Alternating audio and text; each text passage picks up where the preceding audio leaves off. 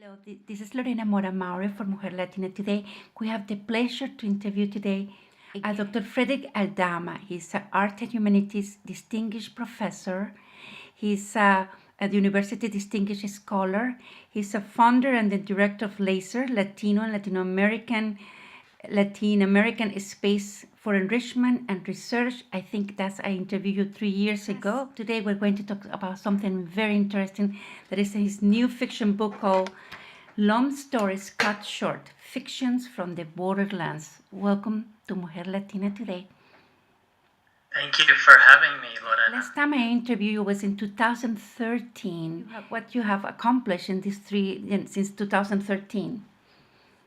Well, so as you know, I've continued to keep pretty busy with my scholarship, publishing books on Latino comic books, Latino pop culture in general. Of course, the LASER program has grown and at the same time become even more, say, refined and robust here in Columbus. We have, since the last time we met, LASER is now a series of hubs throughout the city, different locations on the north side, west side, east side, and south. And each of these hubs is coordinated by a series of graduate students, and then volunteer undergrads go to each of the hubs that works for them, and they meet once a week, all of these different hubs on their own schedules. And they're in schools, in libraries, community centers to really reach out to 9 through 12 Latinos and to get them college ready. As you know, LASER's mission has been to provide that net, to provide that opportunity, to provide that vision for new generations of Latinos, Latinas, Latinx that are coming up that don't have that in their schools, in their environment, just because maybe it's their parents are working many jobs, single moms working a lot of jobs, etc. Very difficult for them. Schools where the tendency has been to lock out and push out Latinos instead of to pull them in and understand the best ways for them to flourish. So LASER has really become a very important instrument in that college readiness. Every single student that's been in the program has gotten into college. But I see, Doctor, a combination between the LASER and the important to tell the stories. And I think this book, The Long Stories Cut Short, Fiction from the Borderlands, is your first fictional book. But the stories reflect us. What motivated you to write this story? Book? So in many ways, Lorena, thank you for that question. But it's the coming together of all of the things that I do. One, long stories cut short. What are we doing in our communities? We are actually doing what's necessary for us to have the long stories. So often we see with youth, with our communities in general, that the long story, our long narrative, everything that's possible, the doors opening, etc., are closed, are cut short. Mm-hmm. And so our community work, the kinds of work you do, I do, and others, are really to provide the healthy social tissue that allows for the long story to happen. And so very purposefully I chose this story, the title of this book, to be Long Stories Cut Short, because so often our stories are cut short. And the other part of this is Latino pop culture. I love everything that we're doing. I love that our Latino communities across the nation creating comics. We're making movies. We're making books, novels, short stories. And I wanted this to capture that possibility, but in a way that's also very multimedia, multi-textured. So, each of these stories, there's not a story in here that's longer than 750 words. Mm-hmm. But in addition to the story, we have the beautiful work of Mapache Studios, the Chileans, who don't just draw a picture that illustrates. They draw a beautiful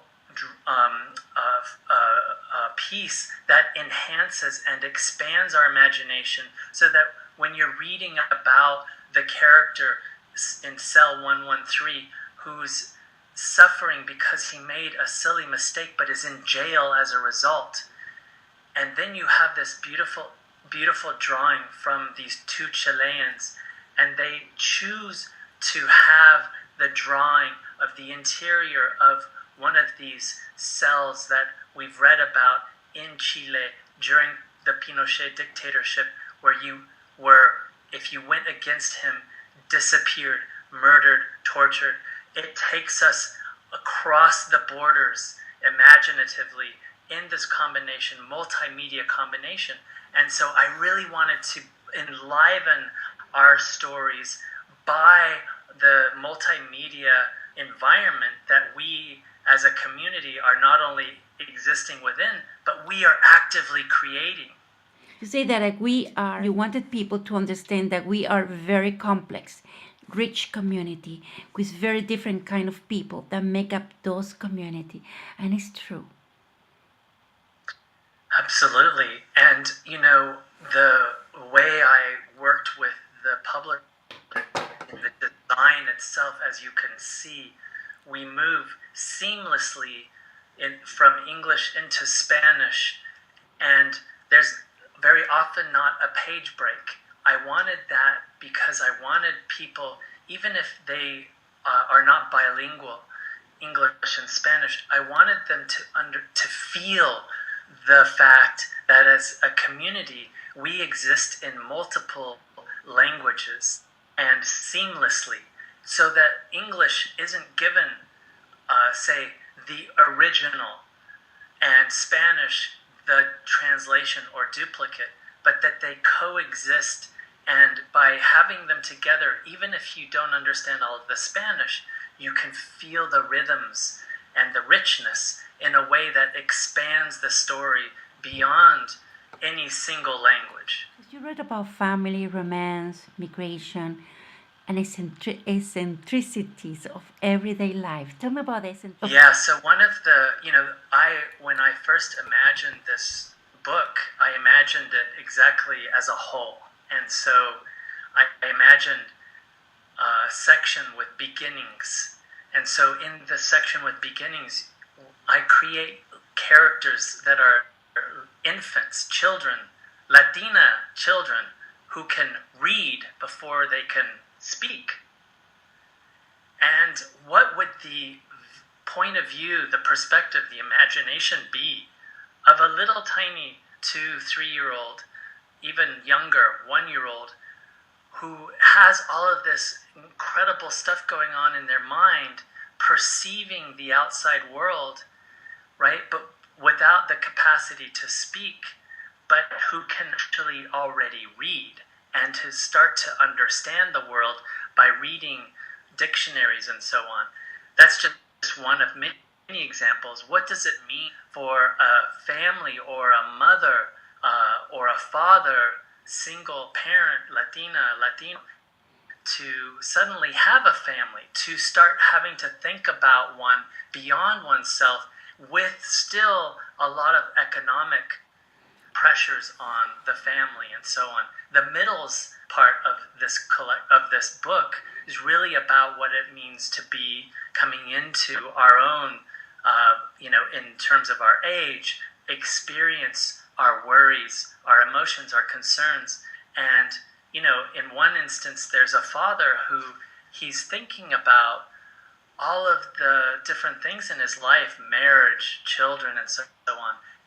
Mapache Studios, the two fellows that do the beautiful drawing, have a picture of a brain, and inside the picture of the brain, where the cortex and the amygdala are, there is a beautiful, very subtle map of the United States. Wow. So what it means to be Latino, thinking about a kind of middle life and the all of those everyday things, and yet at the same time to feel the different pressures, the different ways that we're stretched and pulled because we're not part of the mainstream as Latinos. And I end it with ins, So these are stories about our abuelos and our abuelitas, and the kinds of emotions and the things that they're thinking about in the world, the kinds of pressures. And the final story is a story about an abuelita and all of the choices that she made, her fierce woman who made these important choices in order to give a better life to the next generation, but how these deep sacrifices, impacted her own life. And it's a story told as she's breathing her last breath, but she has this image of herself with the windows down driving, and it's a beautiful moment of feeling also emancipated. Some of your stories are in Spanish. Why is it important to have stories in Spanish? Yeah, thank you. That's a great question. So, very often in Latino fiction, we do have Spanish, but the dominant is the English with just some sprinkles of Spanish when we code shift. So, la troca, I went and picked up mi troca or what have you, right? And that's wonderful, but it seemed to be missing out on this aspect where people could really appreciate the sounds and the syntax and the way Spanish could give shape to stories just like English. And so the Spanish, actually, if you read the English and then move seamlessly into the Spanish, you'll see that it's got its own rhythms, its own textures, its own shape, because the Spanish language has its own sounds, its own textures, its own way of giving shape to a story. And I wanted the reader to have a full immersion, full effect of that, even if they weren't bilingual. Most of the stories are biographical.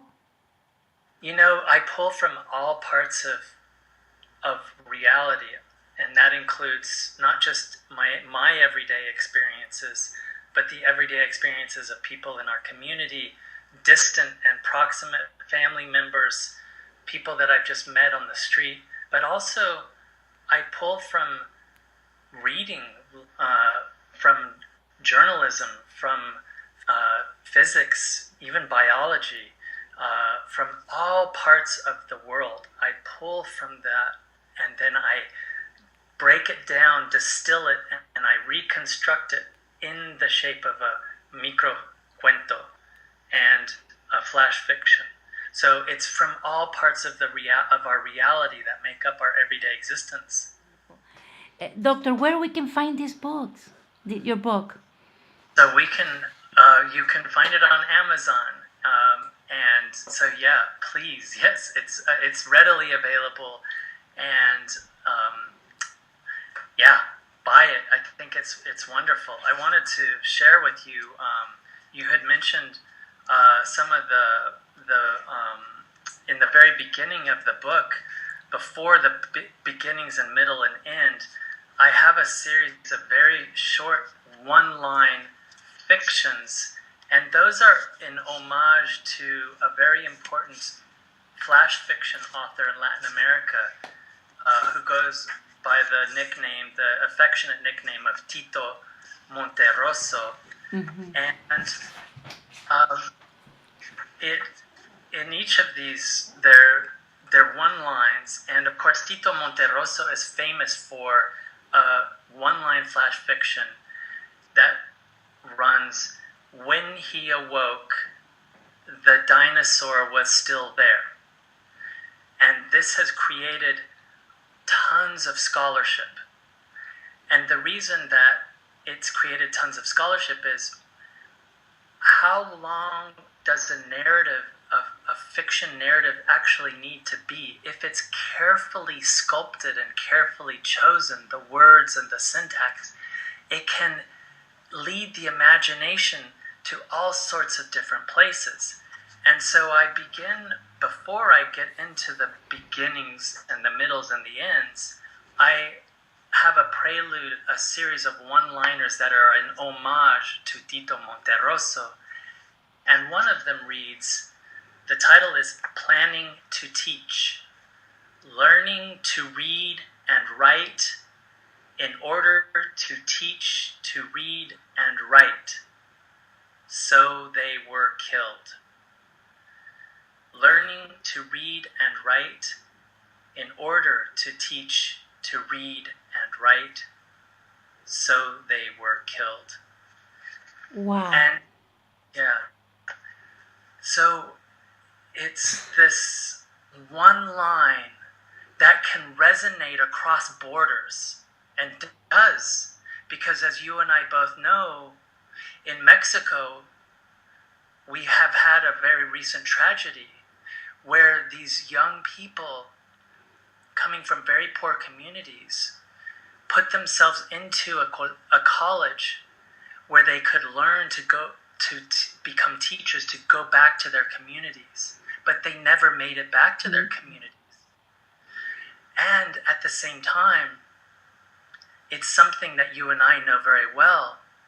We work hard to provide these important, necessary tools for next generations. And at the same time, metaphorically, there's so much on top of us that tries to crush us, but we prevail. We prevail. Do you have a new project that you would like to share? So, what I love, I feel like blessed at this moment that we as communities, varied communities across the nation, are seeing young, wonderful, creative, smart Latinos making things that are put into the world, whether it's mural art or sculpture or comic books or films or literature, everything imaginable, and even things that I haven't imagined.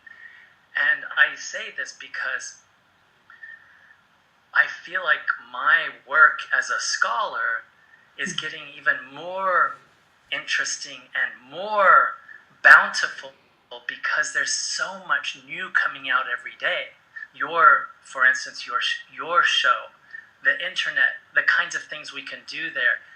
In terms of scholarship, I want to help provide the concepts for understanding how this works and how it's circulated, so that other young Latinos who are on their way to college and in college can themselves study this, can themselves commit scholarship to this in the way that we've seen people commit scholarship to, say, Shakespeare or Don Quixote, right?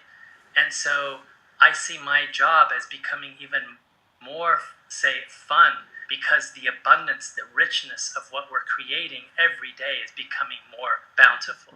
Thank you so much, Dr. Aldama. Gracias, Lorena.